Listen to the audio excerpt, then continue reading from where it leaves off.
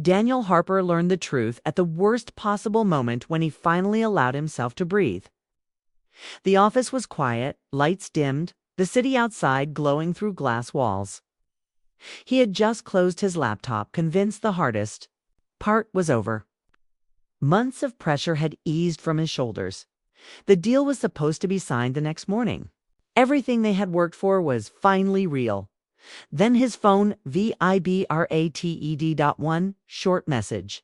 No greeting, no explanation. The deal is complete. I handled it. Daniel read it once. Then again, the words felt unfinished, like something was missing. His heartbeat slowed, then hit harder. He called back immediately. No answer. He sent a message asking what it meant. The typing bubble appeared for a second, then vanished. Silence followed. Daniel stood up, pacing the room. He told himself it was nothing. Mark was probably busy, caught in last-minute legal details. That was normal. Mark always liked to be in control. Daniel trusted him. He had trusted him for years, but something felt wrong. Daniel opened his email and searched for the deal thread. New messages loaded. His breath caught. There it was: documents finalized, signatures completed, ownership details confirmed. Mark Ellison listed as sole founder. Daniel felt the room tilt. This wasn't a mistake. It was planned, carefully, quietly. Without him, only hours earlier, they had stood side by side in the same room discussing future goals. Mark had laughed, clapped him on the shoulder, said, "Tomorrow changes everything." Daniel had smiled, believing they meant the same thing. Hadn't Daniel remembered how it all began? Two friends with one idea and nothing else. Late nights in small cafes. Endless talks about building something meaningful. Mark was bold and sharp, always pushing forward. Daniel was steady, cautious, the one who thought things through. Together. They worked. Together, they succeeded. Or so Daniel thought. As the business grew, so did the pressure. Investors asked questions. Risks became real. Daniel hesitated once during negotiations, wanting more time. Mark had argued, frustrated, but agreed, or at least pretended to. That hesitation was all Mark needed. Daniel sank into his chair, staring at the glass table where their plans once lay scattered. His chest tightened, not from anger yet, but from disbelief. Betrayal didn't explode. It settled slowly, like a heavy weight pressing down. He thought of every warning he had ignored. The closed-door meetings, the sudden urgency, the way Mark had started speaking in I instead of we. Daniel had noticed but brushed it aside. Friendship had made him blind. His phone buzzed again. Another message from Mark. "We'll talk later." This was necessary. Necessary, that word echoed in Daniel's mind. Necessary for whom? Mark believed he was right. Daniel could see that clearly now. In Mark's eyes, Daniel was a risk. It's too careful. Too slow. Mark had convinced himself he was protecting the company, protecting their future. Even if it meant cutting Daniel out completely. Daniel felt something shift inside him. The shock hardened into focus. This wasn't just about money or ownership. It was about being erased. Reduced to a footnote in a story he helped write. Outside, the city moved on, unaware. Cars passed, lights changed. Life continued as if nothing had happened. But for Daniel, something fundamental had broken. He gathered his things and left the office, walking into the cool night air. Every step felt unreal. He replayed moments from the past, searching for the exact second everything went wrong. There wasn't one. The betrayal had grown quietly, hidden behind smiles and shared words. At home, Daniel couldn't sleep. His thoughts raced, sharp and unforgiving. Anger finally arrived, not loud but controlled. It didn't demand shouting. It demanded answers, balance, accountability. He opened his laptop again, this time not as a partner, but as someone wronged. Files he once ignored now looked different. Contracts, emails, details. Mark assumed Daniel would never question. Daniel realized something unsettling. He had more power than Mark believed, and that realization planted a dangerous thought. Revenge didn't feel wild or cruel in that moment. It felt logical. Fair Mark had taken everything without warning. Why shouldn't Daniel take something back? Still, doubt lingered. Daniel wasn't built for impulsive decisions. He'd always believed in doing things the right way. But what was the right way when trust had already been broken? As dawn approached, Daniel sat in silence, watching the sky change color. He understood one truth clearly now. The man he thought he knew was gone. In his place stood someone willing to justify betrayal as ambition, and Daniel had to decide what kind of man he would become in response. Daniel did not confront Mark right away. He knew anger would only give Mark control again. Instead, he stepped back and watched. The days after the betrayal moved fast on the surface, but slow inside his head. Every sound felt sharper. Every thought carried weight. He went through his routine like a machine, but nothing felt normal. Mark's name appeared everywhere. News articles praised him as a bold founder. Investors celebrated his vision. People Daniel once spoke to daily now ignored his calls. Mark had already shaped the story, and Daniel had been written out of it. Silence hurt more than the loss. Itself, Daniel spent his mornings walking through the city, replaying conversations in his mind. He noticed things he once missed. Mark had always needed to win. He needed to be seen as the smartest man in the room. Friendship to him was useful as long as it served that image. Daniel finally saw the pattern clearly. At night, Daniel worked. He opened old files and followed trails he had once trusted Mark to handle. He was careful, patient. He did not rush. Each document revealed something small but important. Missed approvals, rushed signatures, promises made too early. None of it was illegal, but it was fragile. The company's success rested on balance, and Mark had pushed it too far. As Daniel dug deeper, his emotions pulled him in opposite directions. One moment he felt calm, almost satisfied, knowing he had options. The next, guilt crept in. He remembered laughter, shared struggles, long talks about doing things better than others. Planning revenge felt like erasing those memories with his own hands. Still, the thought of doing nothing felt worse. Daniel imagined confronting Mark publicly, exposing everything. The image brought a sharp sense of relief.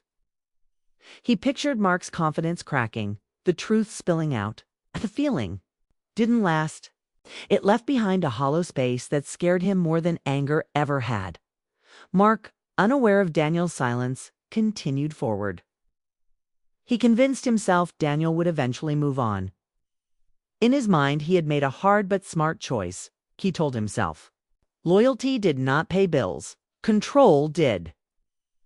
He avoided thinking about Daniel too deeply. Doubt made him uncomfortable. Daniel noticed this too. Mark never reached out to explain, never apologized. That absence of regret fueled Daniel's resolve. If Mark felt justified, then the weight of justice rested elsewhere. Daniel began to plan carefully, step by step. Not to destroy, but to force truth into the open. He spoke to a former advisor under the pretense of seeking closure. He asked questions without accusing. Each answer confirmed what he already knew. Mark had moved fast and alone, leaving gaps behind. The plan formed quietly. Daniel would not shout. He would not threaten. He would let facts speak. He would choose the moment when Mark felt safest, when the success felt permanent. Only then would Daniel act. But as the plan took shape, so did the cost. Daniel felt the change in himself. His thoughts narrowed. Conversations felt distant. He measured words, calculated reactions. Revenge demanded focus, and focus demanded isolation. Friends noticed the shift. Daniel brushed off their concern, telling himself it was temporary. Late one night, Daniel paused mid-task and stared at his reflection in the dark screen. His eyes looked tired, older. He asked himself a simple question: what would winning look like? Would it bring peace, or only prove that betrayal had changed him? The answer never stayed the same. Some nights, Daniel leaned toward action. He told himself this was not cruelty. It was correction. Mark had crossed a line. Allowing it to stand felt like agreeing with it. Justice required effort. Other nights, Daniel imagined walking away, letting Mark keep the company, the attention, the title. He imagined rebuilding quietly without bitterness. That image felt lighter, but also unfair. Why should Mark move on untouched? The conflict pulled at him constantly. Every choice carried weight. Every delay felt like surrender. Yet every step forward pulled him deeper into a version of himself he barely recognized. One afternoon, Daniel ran into Mark by chance. They stood face to face in a crowded lobby, surrounded by noise and movement. Mark looked confident, relaxed. When he saw Daniel, something flickered across his face: surprise, then guarded calm.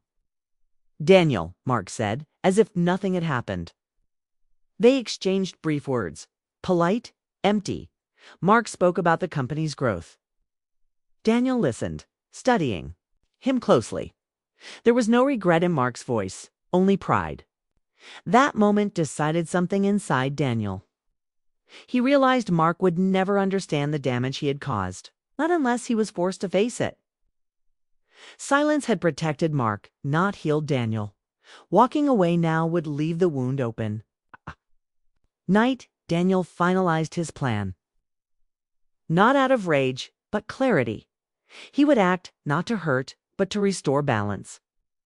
He accepted that the outcome might not bring comfort. He accepted the risk. As he closed his laptop, Daniel felt a strange calm settle over him. The struggle had shaped him, sharpened him. The choice ahead was no longer about Mark alone. It was about who Daniel would be when this was over. The moment of action was coming, paved, and with it a truth that could not be taken back. The morning arrived without drama. No storm, no warning. Daniel woke early, calm in a way that surprised him. The plan had been set for days, yet his hands were steady as he dressed. The tension that once lived in his chest had settled into something quiet and heavy.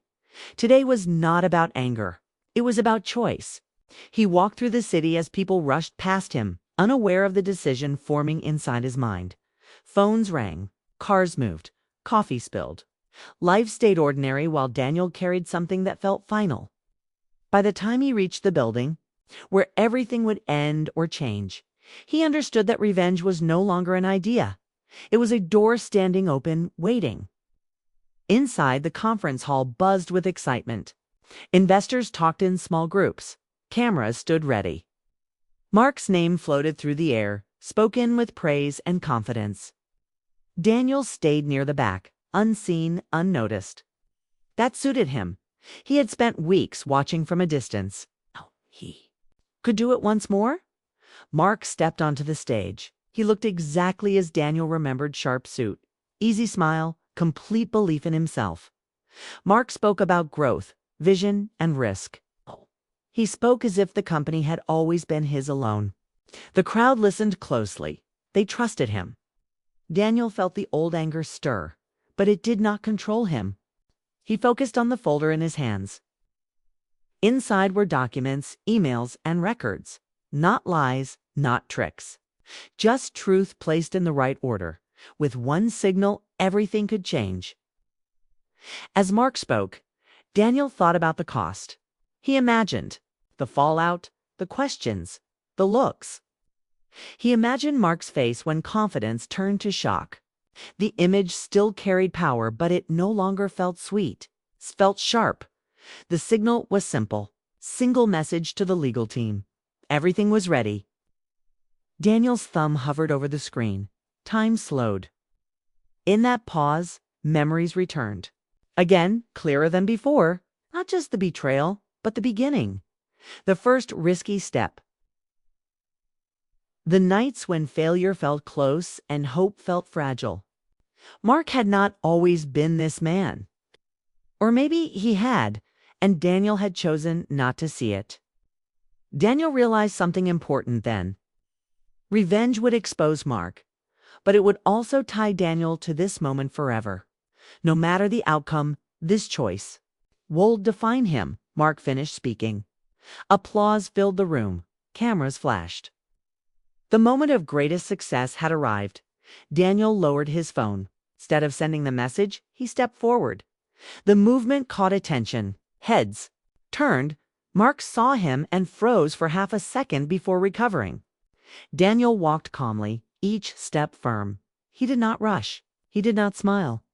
When Daniel reached the front, the room fell quiet. He spoke clearly, without accusation. He told his story in simple words. He explained his role. He explained a sudden change. He did not raise his voice. He did not reveal everything. He revealed just enough. Questions followed. Confusion spread. The perfect image cracked, not shattered, but fractured. Mark tried to respond, but his words lacked weight. For the first time, doubt entered the room. Daniel stopped there. He did not destroy the company. He did not demand ownership. He did not push further. He simply told the truth and walked away. Outside, the air felt lighter. Not clean, not peaceful, but lighter. Daniel knew consequences would follow. Investigations, conversations. Mark would face them. Daniel would too. But the choice had been made without cruelty. Days passed, the world adjusted. Mark's success slowed. His confidence dimmed. People asked questions he could not avoid. In private, Mark reached out. His message was long, defensive at first, then quieter. Finally honest. Daniel read it once and did not reply. He felt no victory, no rush, just a steady understanding. Revenge had been within reach, but it had asked for more than it could give. Daniel had chosen truth instead of destruction. Not forgiveness, not forgetting, just truth. Weeks later, Daniel started again, smaller, quieter, on his own terms. The past still existed, but it no longer controlled his future. The anger faded slowly, replaced by something stronger, self-respect. Daniel learned that revenge promises relief, but often leaves emptiness behind. Walking away did not erase the pain, but it ended the cycle. He had not won in the way he once imagined. He had won by refusing to lose himself. And in the silence that followed, Daniel understood the final lesson. Justice without hatred heals deeper than revenge ever could.